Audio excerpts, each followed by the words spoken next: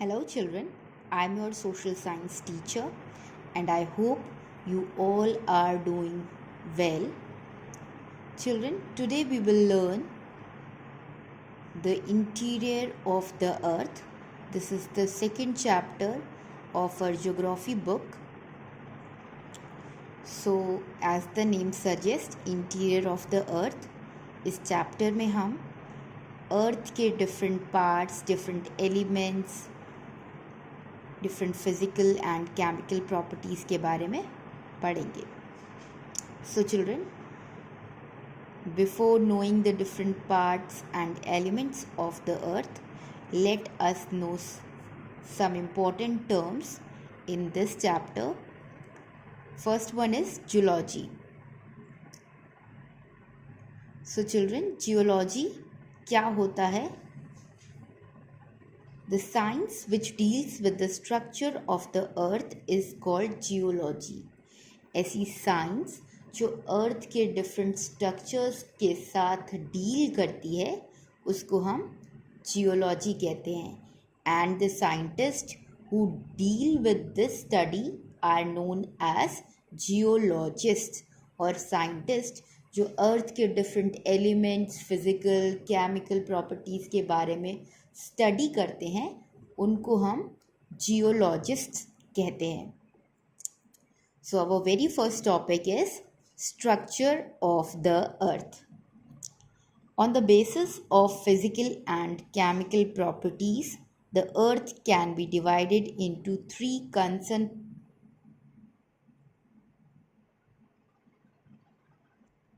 concentric layers known as crust, mantle and core. अर्थ के physical और chemical properties के basis पर हमने अर्थ को 3 कंसेंट्रिक लेयर्स में डिवाइड किया है जिनका नाम है crust, mantle and core. And one by one we will study about all these 3. First is crust. The surface layer of the earth is known as the crust. Earth की जो uppermost और surface layer है उसको हम crust कहते हैं. It is also known as the thinnest of all the layers. तीनों layers में से सबसे thinnest लेयर है crust. The main elements that make up the crust are oxygen, silicon, aluminium, iron, calcium, sodium, potassium and magnesium. और जो crust, जो upper most या surface layer है अर्थ की, वो किन किन एलिमेंट से बनी है? डिफरेंट एलिमेंट्स से बनी है जिनका नाम है oxygen, silicon, aluminium, iron, potassium, sodium, magnesium etcetera. जो हमारा अर्थ का क्रस्ट है वो डिफरेंट एलिमेंट से बनी हुई है और उन डिफरेंट एलिमेंट्स में और भी डिफरेंट एलिमेंट्स से डिफरेंट परसेंटेजेस हैं. Also the crust is the thinnermost layer of the earth. Next is mantle. Mantle is the second layer of the earth which is made up of iron, magnesium and silicon. जो mantle है वो अर्थ की second layer है जो कि different element से बनी है जिनका नाम है iron, magnesium and silicon. The average temperature of the upper mantle is 870 degrees Celsius. और जो mantle, जो हमारा mantle लेयर है उसमें जो एवरेज टेम्परेचर है अर्थ का वो है 870 degree Celsius. And here the rocks are in the semi solid state. और यहाँ पर जो रॉक्स हैं वो एक सेमी सॉलिड स्टेट में है. Next is core. This is the center of the earth, or we can say this is the last and the third layer of the earth. ये अर्थ हमारे अर्थ की third and the last layer है which is also known as the center of the earth. The boundary between the mantle and the core is known as Gutenberg discontinuity. जो हमारी boundary है mental और core के बीच में ऐसी एक simple और सेपरेट नैरो लाइन और जोन जो मेंटल, जो दो लेयर्स मेंटल और कोर को अपार्ट करता है, एक दूसरे से अलग करता है, उसको हम कहते हैं क्यूटनबर्ग डिसकंटिन्यूटी।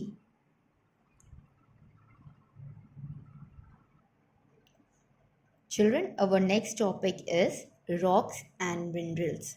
इस टॉपिक में हम डिफरेंट रॉक्स एंड मिनरल्स के बारे में पढ़ेंगे।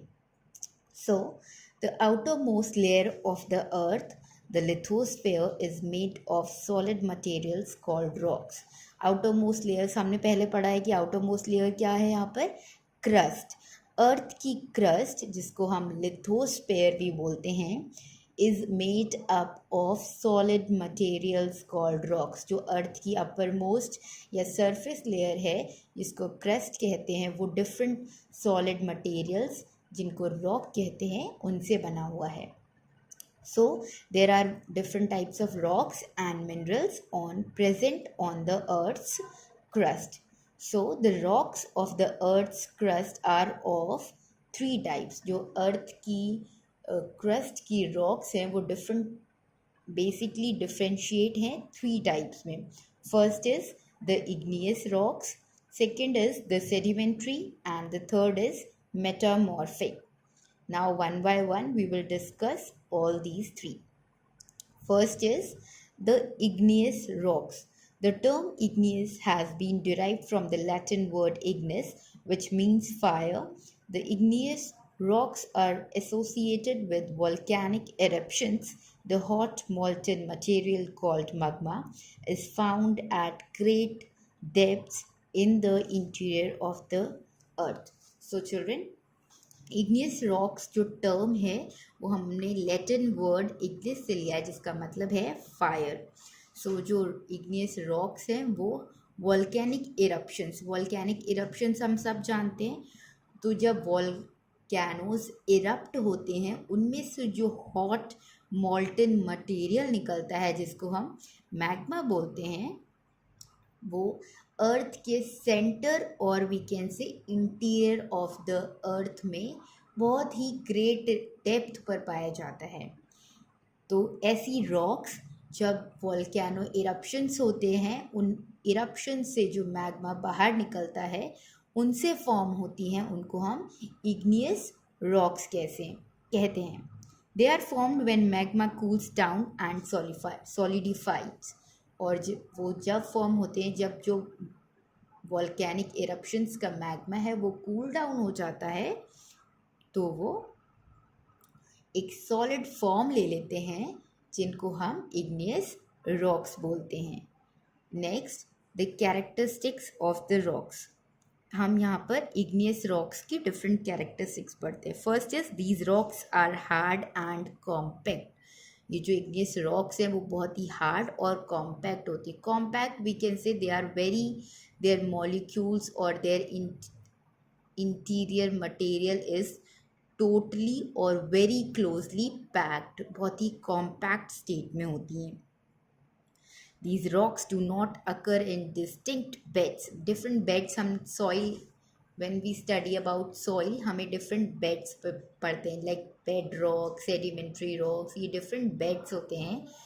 तो ये जो rocks हैं वो किसी भी particular या किसी भी एक distinct bed, जो different types layer of soils हैं, वहाँ पर form नहीं होते हैं। These rocks do not have remains of animals or plants. और इन rocks में बिल्कुल भी remain, जो solid या जो waste animal या plants का बचता है, वो इन rocks में बिल्कुल भी present नहीं होता है। Then last is these rocks do not allow water to percolate through them. और ये rocks अपने अंदर, कहते हैं, water absorbent quality in rocks में नहीं होती है। ये बिल्कुल भी वाटर पर्कुलेशन अलाउ नहीं करती है। Now our next topic is sedimentary rocks. So children, the rocks which are broken into smaller fragments and are carried away by wind, water or ice, and are deposited either on the seabed or on land are known as sedimentary rocks. As we all know, sediments are very finer or smaller particles of rocks are known as sediments.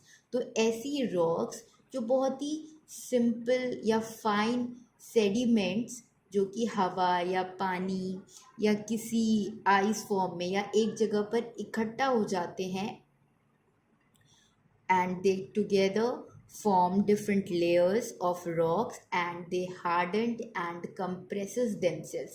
ऐसी छोटे छोटे ऐसे particles जो हवा के through या wind के through या पानी के थ्रू एक जगह इकट्ठे हो जाते हैं और अपने आप में एक कॉम्पैक्ट या हार्ड या एक कहते हैं कंप्रेस्ड शेप ले लेते हैं, उनको हम सेडिमेंट्री रॉक्स कहते हैं. Examples are sandstone and limestone. Limestone or sandstones are the examples of sedimentary rocks. The characteristics of the sedimentary rocks are that these are softer than igneous rocks. Igneous rock से ये बहुत ही soft होती हैं. Also they contain fossils of plants and animals. और इनके अंदर plant और animal के फॉसिल्स भी होते हैं बिकॉज विंड के थ्रू कुछ एनिमल फॉसिल कलेक्ट हो जाएगा, कुछ प्लांट्स फॉसिल्स कलेक्ट हो जाएंगे. Also these rocks constitute almost about 70% of the earth surface. Sedimentary rocks हैं वो पूरे अर्थ क्रस्ट में about 70% present हैं. Also, some examples of sedimentary fossil fuels are like coal and petroleum. Next topic is metamorphic rocks. See the word, children, the word metamorphic is derived from the Greek word metamorphosis, which means change of form. Metamorphic जो word है वो हमने Greek word Metamorphosis से लिया है जिसका मतलब है change of form. So the metamorphic rocks are formed when the original character and appearance of igneous and sedimentary rocks are completely change due to excessive heat, pressure and chemical reaction. तो children, metamorphic rocks वो rocks होते हैं जो igneous and sedimentary rocks अपनी shape या अपनी characteristics बदल लेते हैं due to excessive heat, pressure.